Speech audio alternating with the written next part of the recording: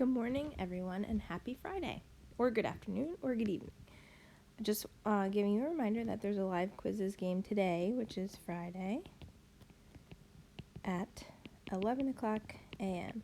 And we've played quizzes so many times that I hope you remember the site. It's join.quizzes.com, and I will post the code on Google Classroom at 11 o'clock a.m. This way you guys can play with each other in real time, see who knows probability best.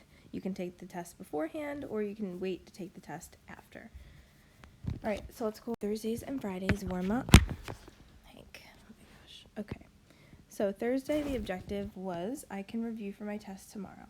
It says an after-school program offers tutoring for different subjects. During the last month, a teacher recorded the number of students who participated in tutoring in each subject as shown in the table below.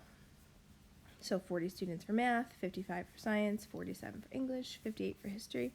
Explain how the teacher could use these data to predict about how many of the next 100 students will participate in math tutoring. So the first thing you have to do, as always with probability questions, is add them all up. So if you add them all up, you should get about 200, or exactly 200. So we're looking for specifically predicting math tutoring. So how many were out of 200? It was 40 out of 200, and they want to know how many out of 100.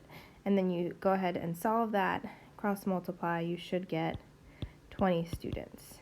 Now, the question doesn't say how many, it says explain how the teacher could. So just explain this process however you did it. If you used a percentage or you did something else, just explain in words how you solved this question.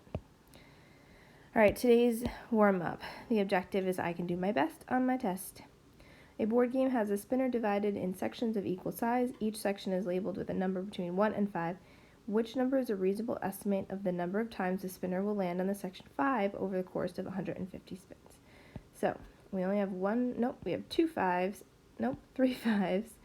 out of 1, 2, 3, 4, 5, 6, 7, 8, 9, 10, 11, 12. So we have 2 5s out of 12, and the estimate is looking for out of 150. So x. So 150 times 2, 300. 12 times x is 12x. Divide both sides by 12.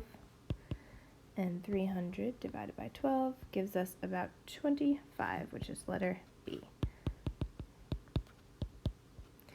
All right, so make sure to turn this in when you're finished with it, and I will hopefully see you at 11 o'clock online playing quizzes.